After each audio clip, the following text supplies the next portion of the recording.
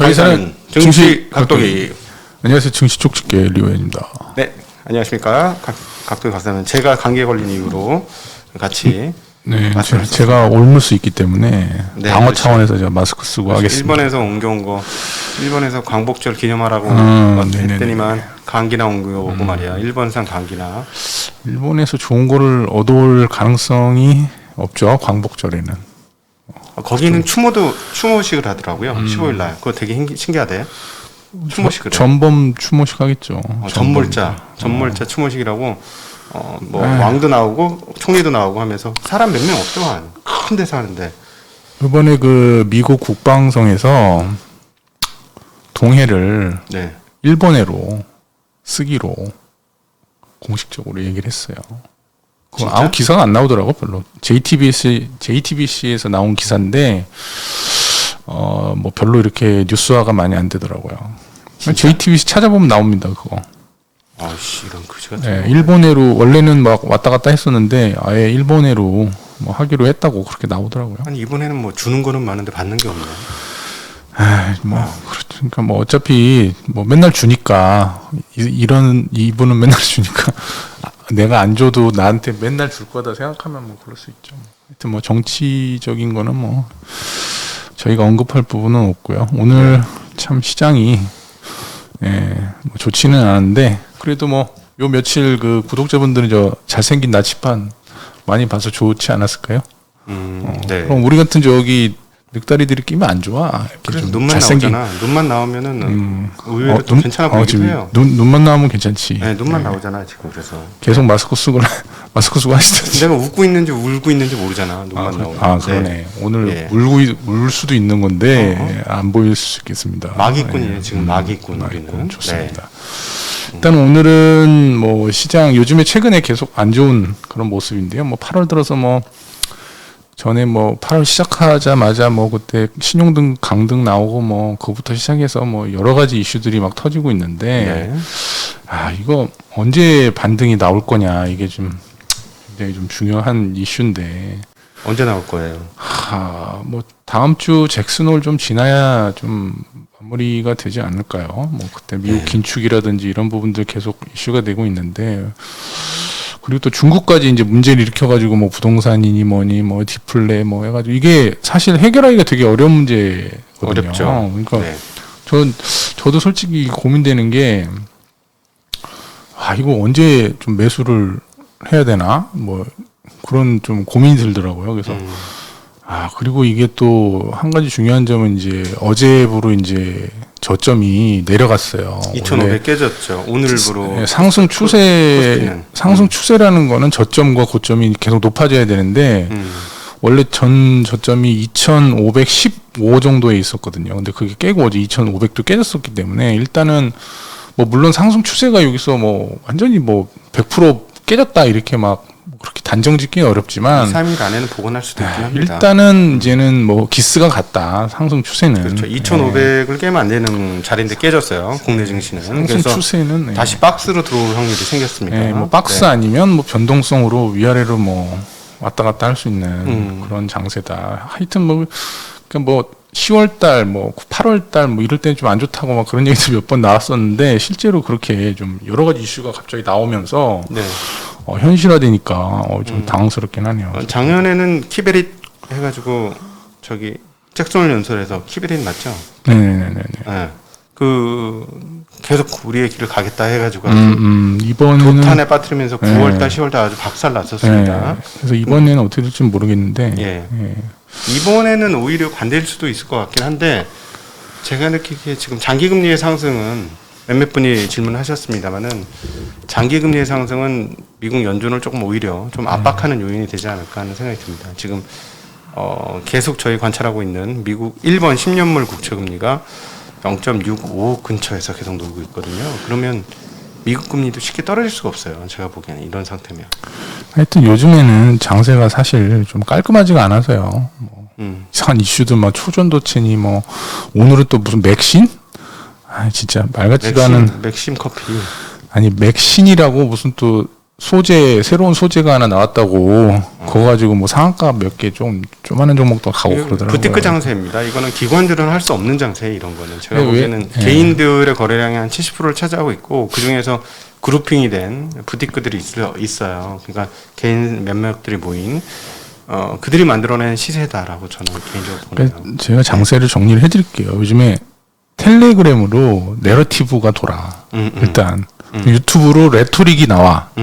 이게 합쳐져서 거대한 이제 가스라이팅을 하게 돼요. 이제 네. 그러면 이제 사람들이 와, 이 스토리도 있고 유튜브에서 계속 이렇게 부스팅도 해주고 그러면 이제 살 수밖에 없잖아요. 막 네. 거기서 이제 거품이 나오는 거고 이제 막 투기적인 성향들이 나오고 막 말도 안 되는 뭐 전도체 같은 건 아니라는데도 올라가잖아요. 네. 그거는 진짜 이상한 거거든. 뭐 아니라고 지금 뭐 여러 군데서도 나오는데 끝까지 그거를 뭐 내가 보기엔 그 퀀텀 에너지 걔네가 아니라고 해야지 끝날 것 같긴 한데 뭐 거기서는 아니라고 할 리가 없잖아요.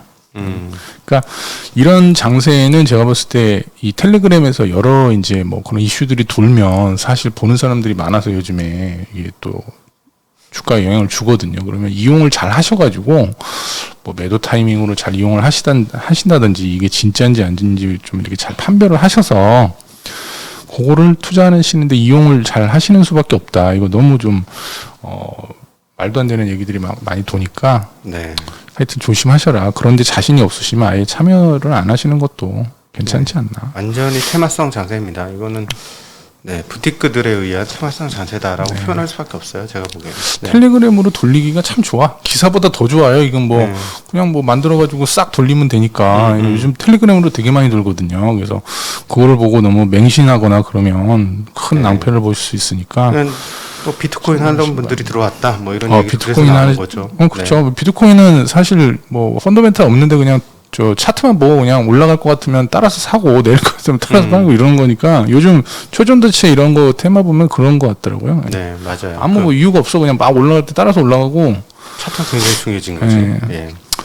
그렇고 오늘 장세가 좀 요즘에 안 좋은 거 레리 서머스 교수가 오늘 아침에 이제 뭐 얘기를 뭐 10년물 미국 장기 국채가 4.75까지 막 올라갈 수도 있다. 이게 평균적으로. 그러면 이게 5%까지 단기적으로는 넘어갈 수 있는 여지가 생긴다. 이렇게 이제 언급을 좀 했습니다. 그리고 이제 전 세계 국채 금리를 합쳐놓은 지수가 있는데 이게 지금 15년 내 최고치를 돌파를 했어요. 금리가. 그래서 금리가 지금 긴축이 굉장히 가파르게 지금 또 이루어지고 있기 때문에 주식에는 뭐 어쩔 수 없이 안 좋은 영향을 줄 수밖에 없는 그런 상황입니다. 뭐 채권은 지옥이 열린 거고요. 지금. 그래서 이제 그 레리 서머스 장관이 굉장히 또 해안이 좀 있지 않습니까? 그래서 이분이 얘기하시기를 뭐 왜 4.75 이렇게 얘기를 했냐. 그러면 이제 평균적으로 10년물 국채가 20년 동안 2.9 정도였는데 이게 뭐 한 4.7까지 올라갈 수 있다라고 얘기하는 건 세 가지 요인으로 좀 얘기를 했어요. 인플레이션이 과거보다 좀 높아서 추세적으로 한 2.5 정도 될 거다. 그렇지. 거기에 인정.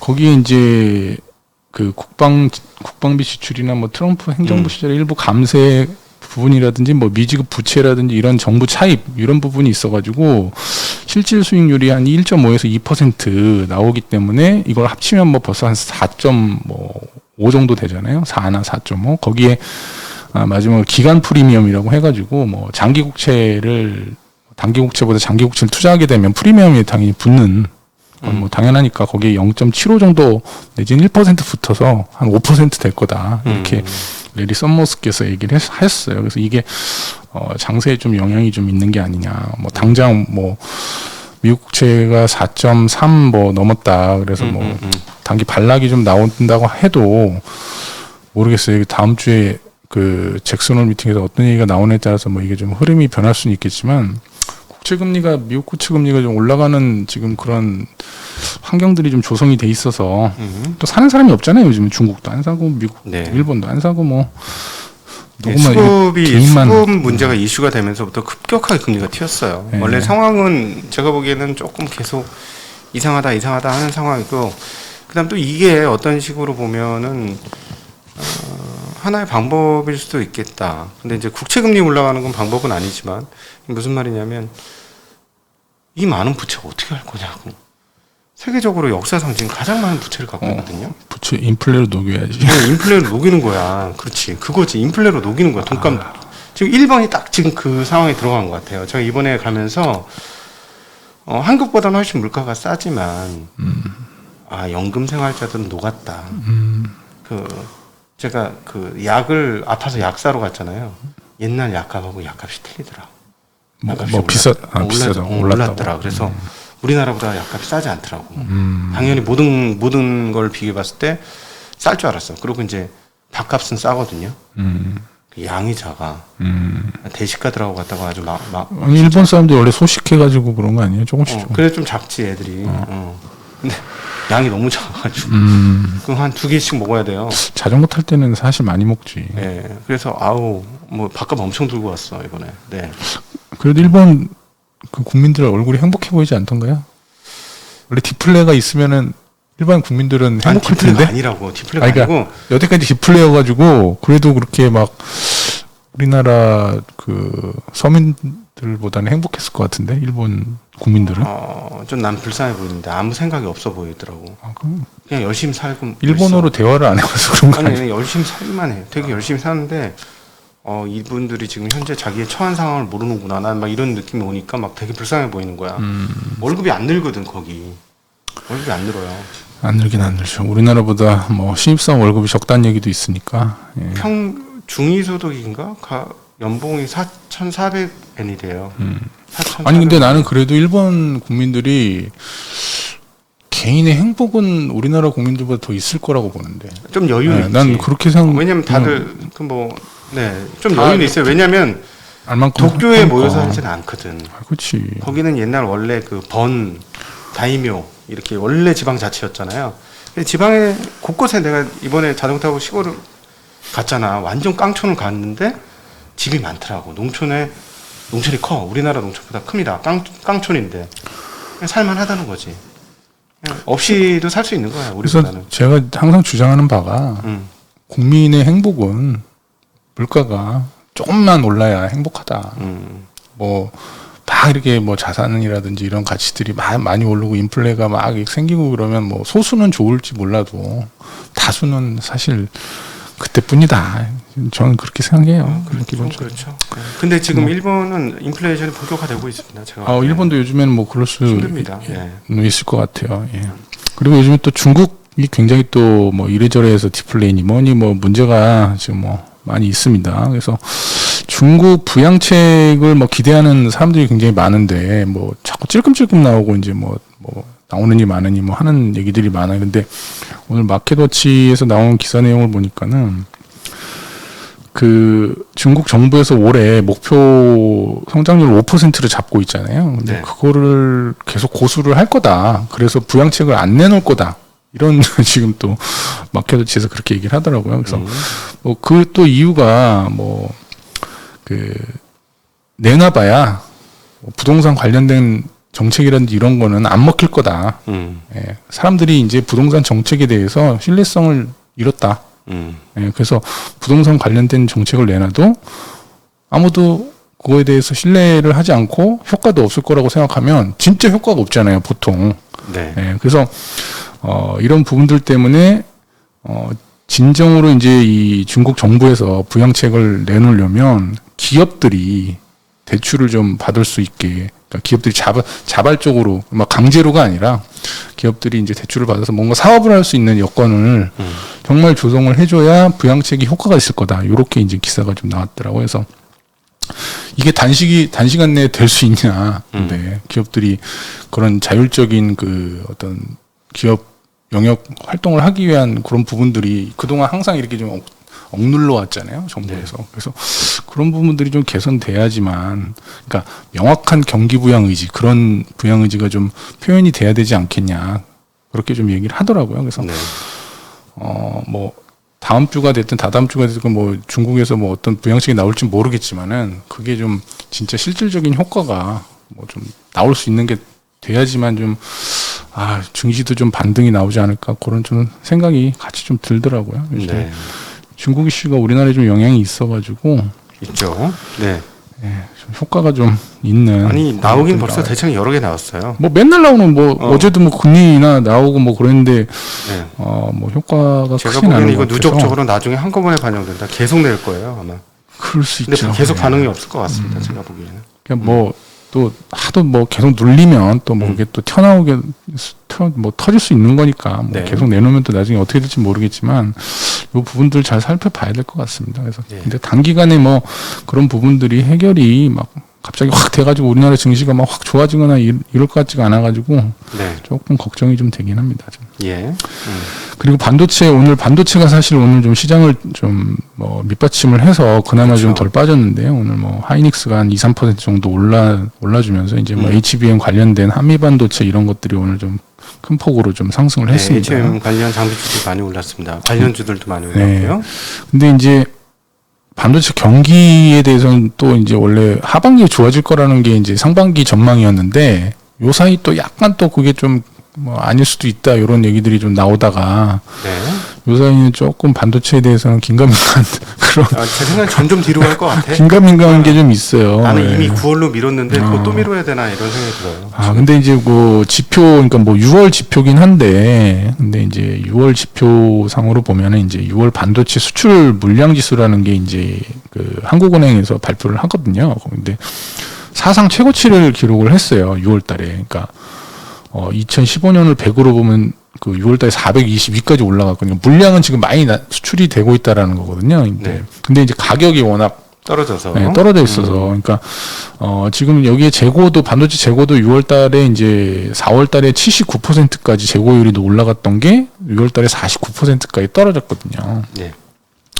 재고 지수는 뭐 출하 지수로 나눈 거니까는 뭐 재고 지수를 출하 지수로 나눈 거니까 그러니까 뭐 쌓인 물건이 더 뭐 많을 때 100을 넘는 거라고 하니까요. 아직은 뭐 49니까는 뭐 쌓인 물건보다는 뭐 이제 나가는 물건이 이제 점점 많아지고 있다 이렇게 이해를 하면은 될 것 같습니다. 근데 요런 걸 보면은 이제 그런 어떤 물량 부분에서는 약간 좀 이제 숨통이 좀 트이고 있는데 이 가격이 지금 뭐 HBM 관련된 게 사실 가격을 견인하기에는 사실 조금 어렵잖아요. 비중이 적은 거죠 아직. 투자에 있어서 센티멘탈을 좀 끌고 갈 수는 있는데 네. 뭐 전체적인 디램 뭐 재고를 뭐 크게 없애거나 그러긴 쉽지가 않아서 근데 이게 또 문제가 다음 거랑 좀 연결이 되기는 하지만 여하튼간에 긍정적으로 물량이 좀 많이 나가고 있다라는 부분이 있어서 반도체 물량은 사상 최고치를 찍었다고 네. 올해. 네, 올해 6월 달에 7월 달은 아직 안 나왔고 6월 물량으로는 달에. 네. 그래서 반도체 경기가 좀 살아날 수 있는 지표는 나오고 있다 현재. 근데 조금 생각보다 늦어질 수 있다. 네. 그렇게 정리를 하면 될 것 같습니다. 예. 그리고 이제 2차 전지 관련된 얘기도 좀 전해드려야 될 텐데 2차 전지 최근에 뭐 여러 가지 이슈가 있습니다. BYD의 LFP 배터리를 EV5라는 이제 기아 자동차 SUV에 탑재한다는 얘기가 있어요. 네. 그래서 하필이면 꼭 중국 거를 탑재를 해야 되는지 뭐 우리나라가 아직 LFP가 없어서 그렇게 하는데 하지 못하는 거죠 그거. 네, 뭐 웬만하면 우리나라 걸로 좀 해줬으면 뭐 삼성 SDI에서 이제 뭐 울산에다가 LFP 라인을 깐다고 하더라고요. 근데 네네. 이게 되려면 근데 한참 걸리니까 사실 그렇죠. 뭐 그 전에는 어쩔 수 없지만 여하튼간에 좀 뭐 국내 걸 좀 써줘야 되는 게 아니냐 그런 좀 근데 이슈가 LFP로 있어요. 굉장히 빠른 속도로 지금 전환이 되고 있습니다. 그러니까 뭐 LFP를 좀 뭐 이건 별로 뭐 신빙성 없다 이렇게 얘기하시는 분들이 워낙 많은데 저도 뭐 그런 거에 뭐 크게 뭐 반론을 제기하거나 그러진 않았었는데 요즘에 워낙 LFP가 너무 빨리 침투가 되는 것 같아서 좀 걱정스럽긴 해요. 그리고 핵심은 수요 업체인 테슬라가 어떻게 행동을 하느냐는 건데 테슬라가 계속해서 LFP를 많이 쓰고 있어요. 점차. 뭐 네. 가격 대비 뭐 효용성이 높으면 또 쓰게 마련이니까요. 근데 좀 깜짝 놀란 거는 저거 히터 같은 거 틀지 안 한다고 했을 때의 총 마일리지가 생각보다 좀 높더라고요. 그리고 이번에 또 CATL에서 뭐 10분 충전해서 400km 가는 무슨 그런 LFP 배터리 뭐 센싱이라는 걸 만들었대. 그건 뭐 현실화되려면 시간 걸리겠지 뭐 그런 거야. 근데 이게 뭐 워낙 이제 중국 애들이 좀 뻥을 많이 치니까 뭐 그렇게 얘기하시더라고요. 뻥이 많아가지고 얘네 또 나와봐야지 안다. 그렇지. 그래도 뭐 어쨌든 간에 우리나라는 뭐 우리나라 배터리 세일 업체들은 준비를 해야죠. 이런 거 네. 뭐. 그렇죠. 보니까는 뭐 근데 얘네 계획은 뭐 23년도 24년도 1쿼터에 출시한다고 막 그렇게 나와 있길래 물론 이제 그때 가봐야 아는데 중국은 그래도 이거 이런 거 나오면 조금 부담은 좀 되니까 나중에 진짜로 나오는지 진짜 이게 출시가 돼가지고 상용화가 되는지 좀 살펴봐야 될 필요성이 있고 우리나라도 LFP를 좀 개발을 좀 빨리 해야 되지 않을까 그런 예. 생각이 좀 듭니다. 가격 문제 때문에 자동차 회사들이 쓸 수밖에 없는 상황으로 몰리고 있는 것 같아요. 네. 네. 그래서 뭐 2차 전지도 조금 뭐 요즘 부진한데 뭐 모르겠습니다.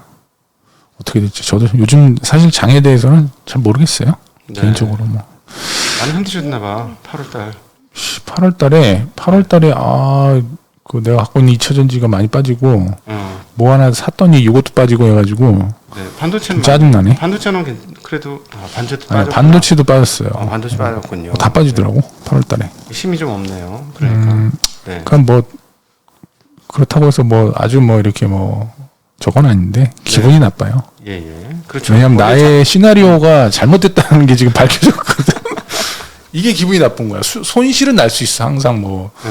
오르락 내리락 이렇게 하니까 상관이 없는데 나의 시나리오가 시장은 얼추 맞췄어요. 시나리오를 얼추 맞췄는데 종목이 틀린 거야. 그러면 또 기분이 나쁘거든요. 그거 어떻게 다 맞추겠어요. 하여튼 뭐 그렇습니다. 그리고 다음 소식은 이제 요즘에 계속 스마트폰 출하량이 좀 안 좋은데 네. 올해 이제 스마트폰 출하량이 10년 만에 최저치인 11억대까지 떨어질 거다. 15억대인가가 아마 피크였어요. 최고가 15억대까지 네. 2017년도 이때 갔었는데 13억대도 많이 떨어졌다고 했는데 11억대. 작년에만 해도 올해 한 13억대 할 거라고 막 그런 얘기들을 했었는데 11억대까지 이제 올해 떨어진다고 하니 이 스마트폰 관련 밸류체인들이 엄청나게 힘들죠. 지금 네. 힘들고.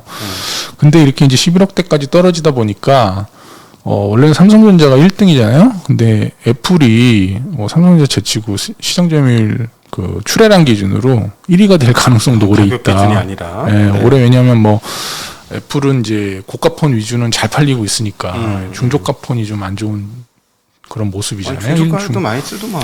네. 근데 이제 중국이 워낙 안 좋으니까 중국 회복세가 지금 뭐 거의 너무 안 좋더라고요. 네네. 좋고 북미도 좀 안 좋은 그런 상황이라 가지고 올해 애플이 삼성을 좀 역전할 수 있다라는 기사가 좀 있더라고요. 그래서 이게 내년에는 과연 휴대폰 시장이 다시 올해 바닥 찍고 좋아질 거냐 그것도 뭐 확실히 핸드폰을 조금 오래 쓰는 경향이 생긴 거는 같아.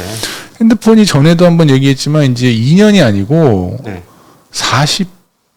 40개월인가? 네. 안드로이드는 거의 40개월까지 이제 교체 주기가 늘어났어요. 네네. 아이폰은 그거보다 좀 덜한데 점점 늘어나가지고 이제 뭐 한 3년 이상은 다 쓰는 게 아닌가.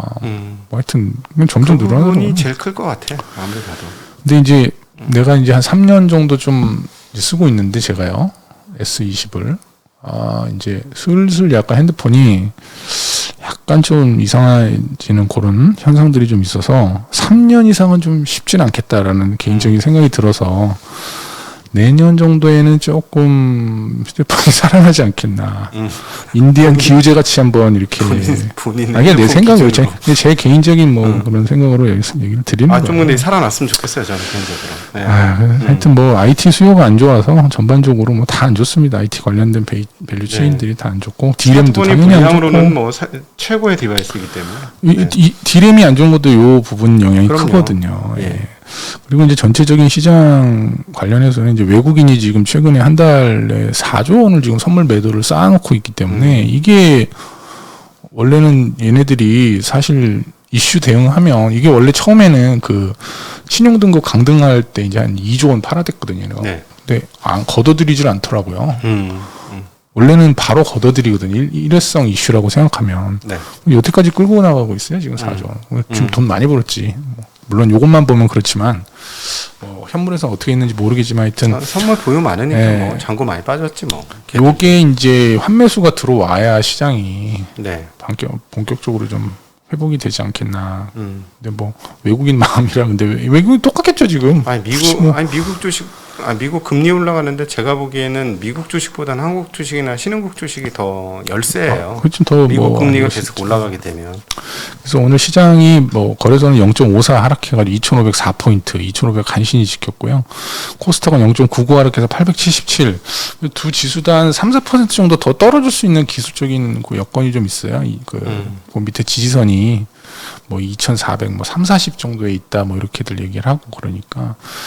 그래서 수급적으로는 이제 개인이 오늘 거래소에서 3,600억 매수를 했고 외국인이 600억 매도, 기관이 3,200억 매도. 코스닥에서도 뭐 기관이 외국인이 1,900억 매도, 기관이 600억 매도. 그러니까 뭐 양매도 지금 하는 그런 상황이고, 여하튼 뭐 시장 자체는 막 드라마틱하게 뭐 급반등이 나올 그럴 상황은 아니다 이렇게 보시면 될 것 같아요. 그리고 오늘 셀트리온하고 셀트리온 헬스케어 뭐 합병한다고 했었는데 뭐 그래서 각각 뭐 4%, 6% 매수 청구가 근처까지 올라가 있더라고요. 뭐 15만 원하고 6만 7천 원까지 올라가 있는데 이거 제가 장담하지만 나중에 다시 분할할 겁니다, 얘네.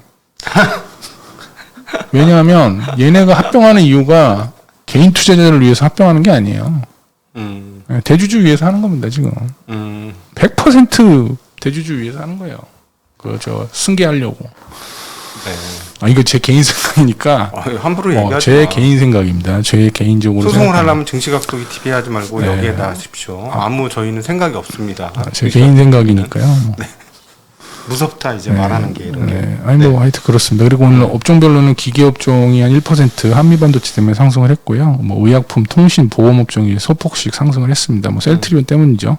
그리고 반면에 하락은 유통업종, 뭐 포스코 인터내셔널이 5% 하락하고 뭐 휠라홀딩스 이런 게 이제 하락하면서 유통이 하락을 했고 서비스 업종, 화학 업종이 각각 뭐 0.5%대씩 하락을 했습니다. 뭐 네이버나 카카오 이런 것들 하락하고 LG화학, 뭐 SK 이노베이션 이런 것들이 하락하면서 화학 업종 하락을 했습니다.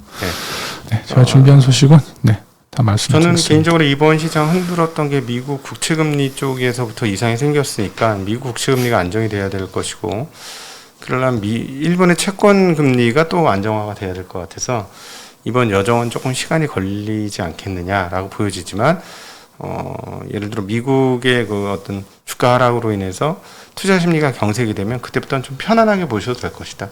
이미 한 절반은 온 것 같다. 뭐 미국 나스닥이 지금 고점 대비해서 한 7%인가? 제가 얼핏 봐가지고 확실하지 않은데 그 정도 지금 내려왔는데 조금 더 내려갈 여지가 있어서 한 그래도 조금 10% 빠지지 않겠어요? 네, 조금 비싸서 평균 정도 수준까지 떨어지면은 조금 편하게 보셔도 될 거예요. 근데 사실 이번에 저도 좀 그런 게 이게 너무 막 여러 가지가 얽혀 있어가지고 딱히 뭐 언제 딱 이게 바닥권이겠다 이런 게 좀 안 잡히는 측면이 좀 있더라고요. 그래서 이제 금리 말씀드린 거예요. 금리가 조금 편안해지면 그때 이제 시장도 조금 편안해 가지 않겠느냐. 그러니까 뭐 사실 잘 모를 때는 그냥 가만히 있는 게 또 나을 수 있으니까요. 아니 왜 뭐 만약에 저점이면 비중을 늘려야지. 한 2,400. 또 왜 그래? 공포 영화 만들 2,400. 아니 거기에 이제 하기야 100포인트밖에 안 남았구나. 얼마 안 남았어요. 얼마 안 241선인가 제가 정확히 선은 기억 안 나는데 코스닥도 그렇고 거기에 이제 좀 중요 지지선이 있긴 해요.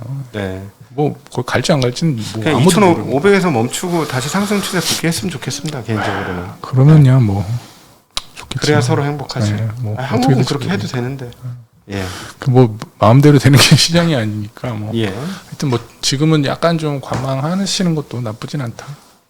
아니야, 근데 사람들이 이제 슬슬 겁먹기 시작했어. 약간 뭐 그런 게 있죠. 조금 이제 이랬는데 좀 편안해지기 시작했습니다.